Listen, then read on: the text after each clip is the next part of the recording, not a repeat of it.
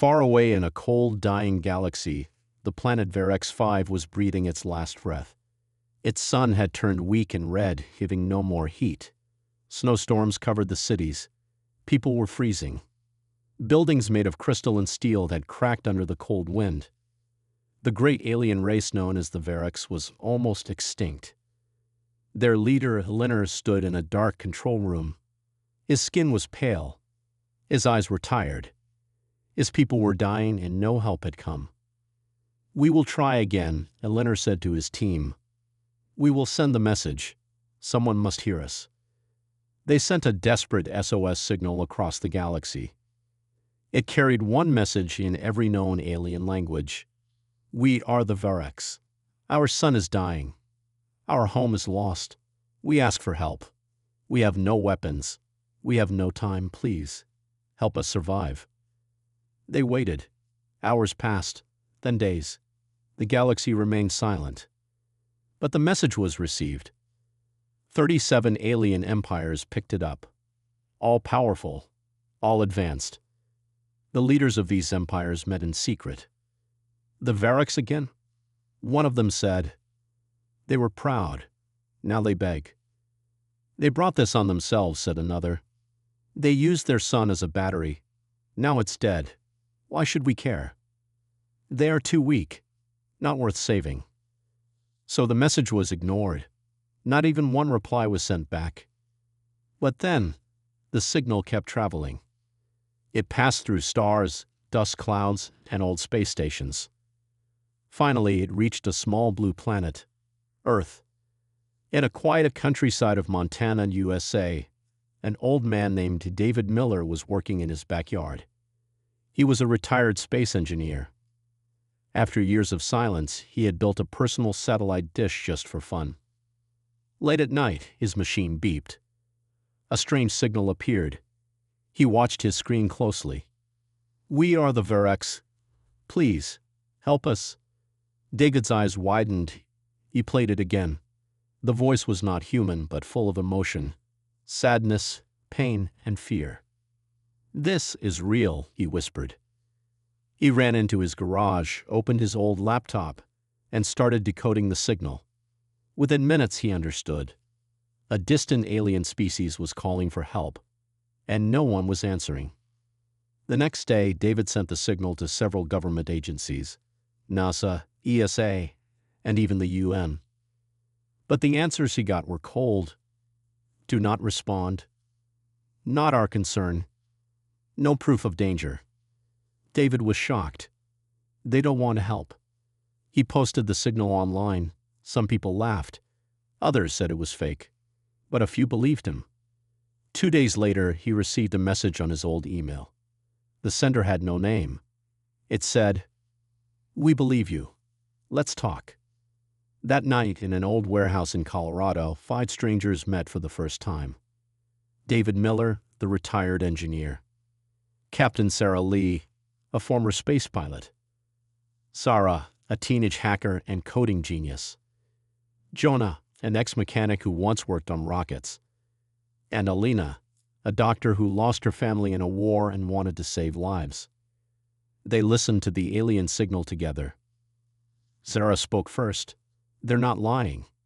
Their data is real. That planet is freezing." Captain Sarah nodded. "No ship will be sent officially. But maybe we send one ourselves." David smiled for the first time in days. "Then let's build one." Jonah looked confused. "With what? Rusted parts and duct tape?" Alina answered, "With hope." They had no money, no army, no approval. But they had purpose. David opened a secret garage where he kept parts from old space projects. Jonah and Sarah started fixing the engines. Zara began building a new navigation AI. Alina studied alien biology from all the data in the signal. One line from the alien message kept echoing in their minds: "You are our only hope." 2 weeks later, inside a hidden launch site, their ship stood ready. It wasn't perfect, but it was strong. They named it the Phoenix, a ship of hope rising from the ashes. Just before launch, Zara looked up and asked, "Why are we doing this?" Why risk everything? David replied, because the galaxy may have ignored them, but humanity won't. The human team was ready. No country supported them. No agency approved their mission, but still they were going. Their ship, the Phoenix, stood tall in an abandoned launch area in Colorado. It wasn't beautiful, but it was strong, built from old space tech, hidden military parts, and human dreams. Inside the ship, everyone was busy. David, the old engineer, was checking the power systems. Sarah, the ex-pilot, was preparing flight routes. Zara, the teenage coder, was connecting the AI system. Jonah, the mechanic, was tightening the last bolts. And Alina, the doctor, was organizing medical supplies. The countdown began. 5, 4, 3, 2, 1, launch.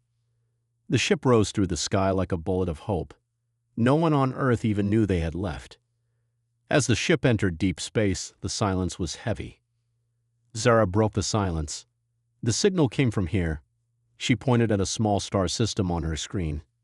Verex 5, their planet. David looked worried. That's 12 light years away. We'll need to use a risky jump through a dark sector. No stars, no signals, just empty space. Sarah nodded. No choice. If we go the safe way, we'll be too late. So they entered the dark sector. The ship shook slightly as it jumped into the void. Inside the ship, things felt strange. The AI lights flickered. Is the system okay? Jonah asked. Sarah frowned. It's weird. We're picking up signals, but they're not from Verex 5. David leaned closer. What kind of signals? Zara slowly said, they're distress calls, old ones. The team listened. Static-filled voices, broken messages, screams. They were flying through a graveyard where other ships had come before and never returned. They passed broken ships floating in silence. Some were alien, some were unknown. Each one told a silent story. Someone tried to help the Verex and failed. Jonah whispered, what if we're too late? What if we're just the next dead ship? Sarah replied firmly, then we'll be the last, but we won't turn back. After 6 days of travel, they reached the edge of the Verex system. The star was dim and red, barely alive. The planet below was covered in ice and darkness. Zara found the origin of the signal. There. A deep mountain range. It's their last city. David nodded. Get ready to land. But just then, the ship's AI picked up a new message. It was not from the Verex. It was a different signal, and it repeated just one line. Turn back, K. The VAREX, AORINOT, void they seem. Everyone froze. Who sent that? Alina asked. Zara replied, unknown origin, not from the planet. Maybe from orbit. Sarah checked the radar. There's something hidden behind the planet's moon. They turned the ship slightly, and there it was. A broken satellite, floating alone, still sending the warning. David scanned it. This tech is old, but it's not Verex. It's from another alien race, maybe one that tried to help before. Jonah looked uneasy. Why would they warn us? Are the Verex dangerous? Alina shook her head. They sounded so weak, so scared. How could they be a threat? David stared at the cold, frozen planet below. We came here to help. That hasn't changed, but now we stay alert. Sarah guided the ship down through thick snow clouds and landed on the icy surface. Outside the windows, everything was white and lifeless. The humans stepped out in suits. The cold was sharp. The wind was like knives. They walked toward the last Verex shelter, a giant black door built into the side of a frozen mountain. As they reached the door, it opened on its own. Inside stood a tall, thin alien with glowing blue eyes and white skin. He looked old and weak, but proud. I am Elinor, he said. You came. David stepped forward. Yes, We heard your call. Eleanor's eyes showed surprise. No one has answered us in years. We thought no one would. Jonah asked, "What happened to your people?"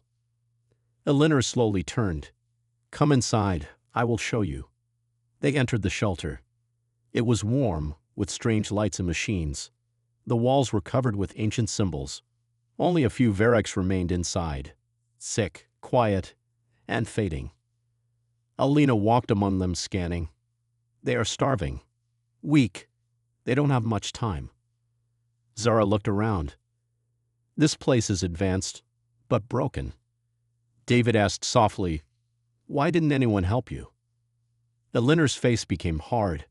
"Because they feared us, but we only want to live." The team began setting up medical supplies and heating units. But far below the shelter, something moved. Deep in the mountain, behind a sealed door. A strange voice whispered through the AI speakers. "They are not what they seem." The shelter of the Verex was deep inside the icy mountain. The human team followed Eleanor through cold metal hallways. Strange lights blinked on the walls. Machines hummed quietly, like they were sleeping. Every step felt heavier. Every silence felt longer. Eleanor spoke softly. "This is all that's left of my people. We once ruled stars. Now we hide from death." They entered a large chamber. Dozens of Verex lay on silver beds. Their bodies were thin, their skin pale. Some breathed slowly, others not at all. Alina, the doctor, moved quickly. She scanned their health. "They're starving. Body temperature is too low. No food. No sun." Eleanor said, "Our sun failed us. We never expected this. Our energy systems collapsed. The galaxy left us to die." Sarah, the hacker girl, whispered, "But someone tried to warn us. We received a message. Turn back. The Verex are not what they seem." "What does that mean?" Eleanor's face changed. "A lie. Jealous empires did not want us saved." Jonah, the mechanic, muttered under his breath, "Or maybe you're hiding something." David interrupted, "We didn't come here to judge. We came to help." Eleanor nodded. "Then you are better than the others." While Alina treated the sick, Zara explored the systems. She found old Verex computers, strange symbols, hidden files. She whispered, "These files are locked, like someone didn't want them found." She hacked deeper. Then she froze. "David," she called, "you need to see this." David came over. Zara showed him a file titled The Project. When they opened it, it showed images of massive machines, connected to the planet's core. They had drained the planet's energy to power weapons and ships. Zara said they destroyed their own world on purpose. This wasn't an accident. David looked disturbed. They killed their son to defeat their empire. And now they ask for help. Meanwhile, Sarah, the pilot, explored the lower levels with Jonah. They found a sealed chamber colder than the rest. The door had alien writing that translated to not open, dangerous. Jonah stared at it. What are they hiding down here? The door suddenly opened with a hiss. Inside was a round room with glowing cables and tubes. In the center was a machine, part metal, part living tissue. It looked like a Verex, but not exactly. Its eyes opened. "You are not Verex," it said in a low voice. Sarah stepped back. "Who are you?" The creature blinked slowly. "I am what they made, and what they feared." Jonah asked, "What do you mean?" The creature replied, "The Verex made me to be their future, a hybrid, half machine, half mind. But I saw their truth, and they locked me away." It paused, then said, "You must leave this planet. They do not want help. They want escape. And they will take your ship to do it." At the same time in the main chamber, Eleanor smiled gently. "Your ship. It is beautiful, strong, big enough to carry many of us." David nodded slowly. "It's designed for 5, maybe a few more." Eleanor's voice changed slightly.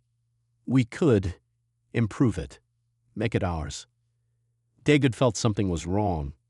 The way Elinor looked at the ship, like a predator. Then the power in the shelter flickered.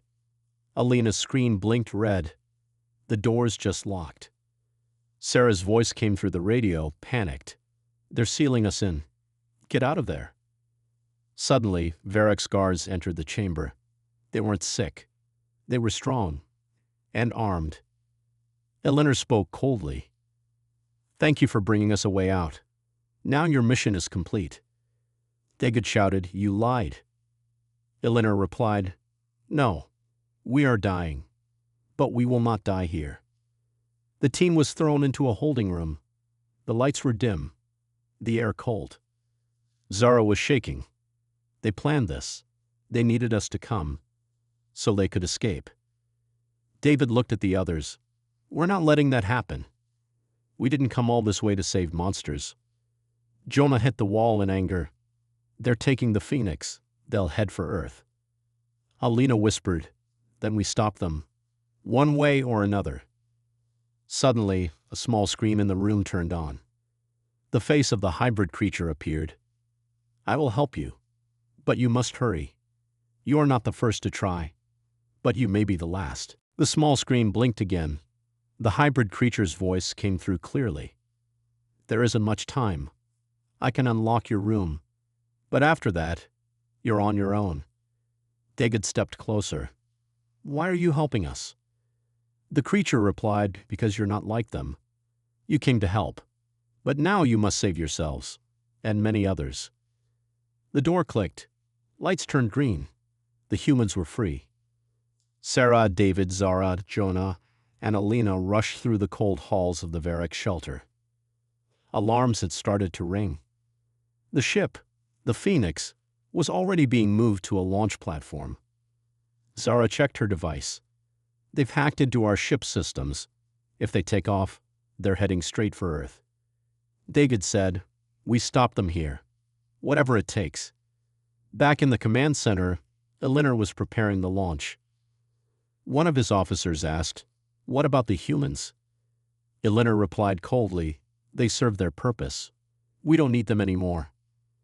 Another officer added, Earth has resources. Water, sunlight, billions of bodies. We can start again there. Elinor smiled. Yes, a new Varek's empire, on Earth. Meanwhile, the human team reached the lower levels again, where the hybrid was waiting. The creature looked weak, but its voice was strong. I am the last of the true Vareks, it said. When our people learned to mix machine and life, we believed we had found the future. But power made our leaders blind. David asked, What happened? The hybrid continued, They drained our sun, killed our world. Then they locked away anyone who spoke against them, like me. Jonah clenched his fists. They tricked us, used us. Zara asked, How do we stop them? The hybrid lifted its hand. A small glowing key floated in the air. This will give you back control of your ship. But there's more. Hidden deep below is the truth. A memory bank. It holds recordings of everything the Vareks did. War crimes, lies, the genocide of weaker planets. Alina whispered, If we show that to the galaxy, David finished, no one will ever trust them again. The team split into two groups. David and Zara went to the memory bank to get the proof. Sarah, Jonah, and Alina ran to the launch platform to stop the ship. David and Zara followed the hybrid's directions through cold, silent tunnels. Finally, they reached a massive door. Inside was a glowing sphere floating in the air, the Varek's memory core. Sarah connected her tablet and started downloading. As the files loaded, holograms filled the room. Alien cities burning, planets being drained, children crying, people begging for mercy. David looked away. This is evil. Zara nodded. Now we have the truth. Suddenly, Varek's guards entered the room. Give us the data, one shouted. Zara pulled the plug and grabbed the drive. Too late. They ran as plasma bolts flew past them. At the same time, near the launch site, the Phoenix was powering up. Sarah and Jonah crawled through a service tunnel and entered the ship from below. Alina waited outside to cover them. Inside, Varric soldiers were preparing for launch. Jonah sneaked toward the engine room. Sarah headed for the control deck. Sarah saw Alina at the pilot seat. He turned. "You survived. Impressive." Sarah aimed her weapon. "Get out of my ship." Alina laughed. "Your ship? This will carry my people to a new home." Sarah replied, "Not if I crash it first." Below, Jonah rewired the power system. Alina gave him cover from the outside, dodging enemy fire. Suddenly, David and Zara arrived with the memory drive. David shouted, "We have the proof. Get it into the ship." Zara ran and plugged it into the ship's main AI. The ship's voice changed. "Warning. Unauthorized data detected. Now playing. Varric's war files." Holograms appeared all around the launch platform, showing Varric's crimes across the galaxy. Even the enemy Varrics paused in shock. One Varric soldier whispered, "They did all this." Another dropped his weapon. "We were told lies." Alina screamed, "No, turn it off." Sarah pushed him back. "It's over."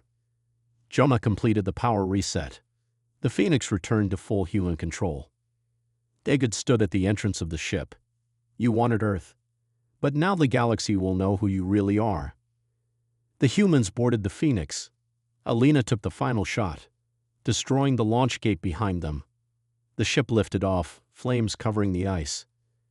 As they flew back into space, Zara looked at the memory drive. She said, "This changes everything." David nodded. "We didn't just save ourselves. We saved Earth and exposed a terrible truth." Sarah turned the ship toward home. "Let's bring this to the galaxy." But as they flew away far behind them, one last Varric ship, silent and hidden, followed them into the dark. The Phoenix moved fast through space, leaving the frozen planet of the Varrics behind. Inside the ship, the human team was silent, tired, but not safe. Zara was at the main computer. "The memory files are secure. I've hidden copies in different parts of the system." David nodded. "Good. Once we reach Earth, we'll broadcast the truth. The whole galaxy will know." Jonah added, "And no one will trust the Varrics again." But Sarah, the pilot, didn't look relaxed. Alina noticed. "What's wrong?" Sarah stared at her radar screen. "Something's following us." Zara turned. "What? I thought we were clear." Sarah pointed to a blinking red dot. "One ship, small, fast, and hiding in our blind spot. It's been behind us since takeoff." Jonah cursed. "A Varrics hunter." David said, "Maybe they want the files, or maybe they just want revenge." They increased speed. The stars outside stretched into long lines. The engine hummed louder. But the enemy ship stayed close. Zara checked her systems. "They're using stealth mode. Hard to lock on. But I think I can stop them." She typed fast. Her screen flashed. "I'm sending a virus into their signal. If they're using old Varrics tech, it might work." Seconds passed. Then, boom. The Phoenix shook. Alarms screamed. Jonah yelled, "They hit us. Rear stabilizers damaged." Sarah struggled to control the ship. "We're losing balance." Alina held onto the wall. "Zara, did your virus work?" Zara stared at the screen. "I don't know. Maybe for a second, but they're adapting." David said, "Then we stop running." He looked at Sarah. "Is there a nearby asteroid field?" Sarah scanned quickly. "Yes, 200,000 kilometers ahead. We can lose them in there." David said, "Good. Get us inside. Jonah, prepare for a trap." We turn from prey into hunters. The Phoenix entered the asteroid field, a huge space full of floating rocks, spinning slowly through the dark. Sarah flew carefully between the asteroids, hiding behind the bigger ones. The ship lights dimmed. Engines cooled. Jonah planted energy mines on several rocks. If they chase us in here, we give them a surprise. Sarah hacked the ship's AI again. I've rerouted power to shields and cloaking. They won't see us. David said, let them come. Minutes passed. Silence. Then the Varex hunter ship appeared at the edge of the field, searching. Its scanners lit up. But they couldn't see the Phoenix. Inside the enemy ship, a Varex captain growled, "Where are the humans?" He looked at the screen. Suddenly, one of the mines exploded. Then another. Rocks crashed into the Varex ship. The shield flickered. Inside the Phoenix, Sarah said, "Now." She pushed the controls. The Phoenix flew out from behind an asteroid. Weapons ready. Jonah fired. Boom. The Varex ship took a direct hit. It spun sideways, fire breaking through its engines. But it didn't fall. Instead, it sent one final message. We will not forget. The Varex always return. Then it exploded, a bright light in the middle of the dark field. Silence again. Zara slumped in her seat. That was close. David said, too close. Sarah turned the ship back on course. We continue to Earth. Later, as they traveled in quiet, Alina spoke. What if there are more ships like that? David looked out the window. Then we warn Earth. Prepare the world. This isn't just about one mission anymore. It's the start of something bigger. Zara added, the memory files. They hold more than crimes. They hold Varex tech. Codes. Weapons. Secrets. Jonah said, if that falls into the wrong hands. Sarah finished. It could start a war. David said firmly, then we made sure it doesn't. We started this with a rescue. Now we finish it with the truth. But deep in space, far behind them, something else was waking up. On the frozen Varex planet, inside the hidden chambers, a machine's eyes opened. Not the hybrid. Not the Varex. Something older. Something buried. A voice spoke in a strange, broken tone. Signal detected. Humanity. Threat level. Unknown. Activate protocol. Judgment. Lights blinked red. A huge structure hidden under the ice began to rise. A lost Varex creation. A weapon. One built not just to fight, but to conquer. The Phoenix flew toward Earth. The stars around them were beautiful, but the humans inside the ship were focused. Their mission wasn't over yet. The truth had to be delivered. The galaxy needed to know what the Varex had done. But deep inside the ship, the truth was still too dangerous to be revealed. The files from the Varex memory core held powerful secrets, and the more they learned, the more dangerous it became. Zara stared at her screen, checking every part of the data. These files, they're not just about destruction. The Varex were preparing for something bigger. Jonah leaned over her shoulder. What do you mean? Zara turned to him. The weapon they built on that planet. It's a biomachine. It doesn't just destroy ships. It can rewrite the genetics of entire populations. David, who had been silent for a while, spoke. You mean the Varex were planning to change other species? To turn them into what they wanted? Zara nodded. Exactly. They could have infected entire worlds. Earth could have been next. Sarah, the pilot, looked up. Then it's good we found out. It's time to warn Earth. As the Phoenix approached Earth's orbit, they prepared for the final step, the transmission of the truth. Alina, who had been quiet until now, asked, what if the Varex follow us here? What if they attack Earth? David turned to her. We'll be ready. We won't be the first humans to fight for survival. The transmission beacon was ready. Zara connected the memory files to Earth's main communication system. It was time to send a message that would change everything. Sarah hesitated, then pressed the button. The message started. This is David Raskin. We are the survivors of a rescue mission that began with a lie. The Varex, once a proud empire, are not what they seem. Their destruction of their own world was only the beginning. They plan to conquer other species, to change them into something they could control. Earth was their next target. But we have the truth now. The Verex are no longer a threat, but we must be ready. This is just the beginning. The Phoenix descended into Earth's atmosphere, but as they neared, the ship's radar picked up a familiar signal. A Verex ship. Sarah cursed. They followed us. Zara quickly analyzed the data. It's the same ship. They didn't just send one ship. They've been sending a signal. A distress call. It's calling for backup. David's eyes widened. They've set a trap. Earth doesn't know we're coming. They're going to try to destroy us before we can warn them. Jonah swore under his breath. We can't let that happen. David turned to Sarah. Can we outrun them? She shook her head. Not with the damage we've taken, but we can fight. The Phoenix was nearing Earth's atmosphere when the Verex ship attacked. Energy blasts hit their shields, sending the ship into a spin.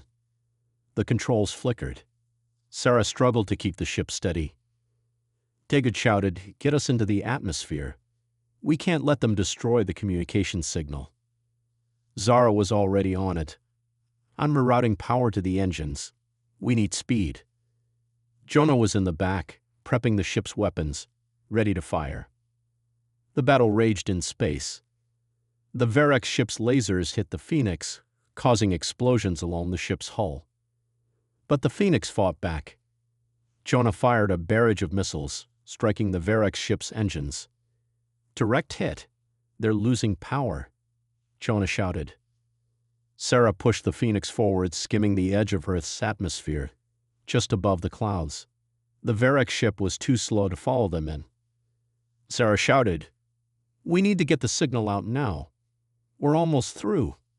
With one final push, the Phoenix broke through the clouds and into clear airspace. The Verex ship was left behind in the cold void of space. The crew looked out the window as Earth appeared below them, bright and beautiful. David's voice was calm but serious. We've done our part. Now the galaxy knows. Earth knows. Sarah's fingers tapped on the console. The transmission is complete. Earth has the truth. Back on the ground, chaos was already starting. The world was waking up to the fact that the Verex weren't just an old legend. They were real. They were dangerous, and they had been trying to control humanity for years. News channels everywhere showed the broadcast. The people of Earth didn't know what to expect, but they were ready for what was to come. But just as the crew of the Phoenix thought they had won, a sudden voice echoed over the ship's speakers, a voice that sent chills down their spines. This is not over. The Verex will rise again, and when we do, you will regret crossing us. It was Linner's voice, alive, somehow. David looked out the window, eyes hardening. We may have stopped them today, but we're not safe yet.